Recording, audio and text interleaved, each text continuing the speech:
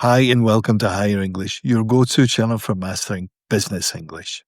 I'm Craig, and today we're looking at one of the simplest, most overlooked skills in the professional world: writing a clear business email.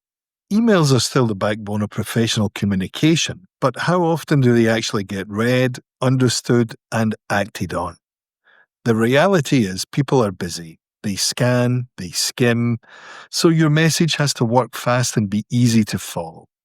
Here are 6 tips to help you make sure your emails don't get lost in translation. First, make your email subject line specific. The subject line should tell the reader exactly what to expect, no guessing. So instead of update, try updated agenda for Monday's sales strategy meeting. Clear, direct, and immediately useful. Next, put the main purpose of your email right at the top, ideally in the first paragraph. Don't wait until the third paragraph to explain why you're writing. People often decide whether to keep reading an email within the first 15 seconds. Here's a good example. I'm writing to confirm the revised timeline for the client onboarding process. Then follow up with key details. Third, make sure your message has a logical flow. Each point should lead naturally to the next. If you're asking someone to review a document, then attend a meeting, then provide feedback, put those steps in the order they'll happen. You're not just writing, you're guiding. Fourth, keep your paragraphs short and stick to one idea per paragraph. That makes your email easier to scan. You'll also create more white space on the screen, which gives the eyes room to breathe. So instead of a big, chunky paragraph with 3 ideas crammed in, break it up. Fifth, lead each paragraph with its main point. It's like giving your reader a headline before the details. For example, here are the key deadlines for this week.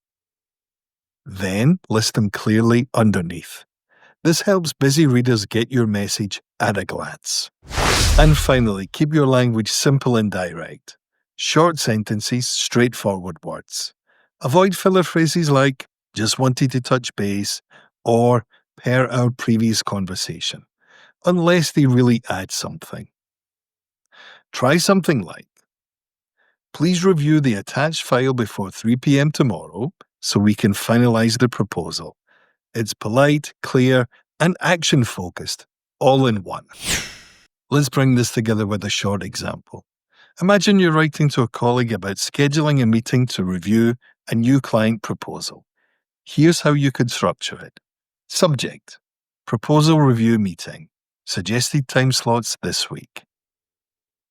Opening line: I'd like to set up a short meeting to review the final version of the proposal before we send it to the client. Next paragraph: I've attached the updated draft and suggest we meet either Wednesday at 2 p.m. or Thursday at 10 a.m. Please let me know which suits you better. Closing: once we've agreed on a time, I'll send out a calendar invite. So, next time you write an email, ask yourself, would I want to read this?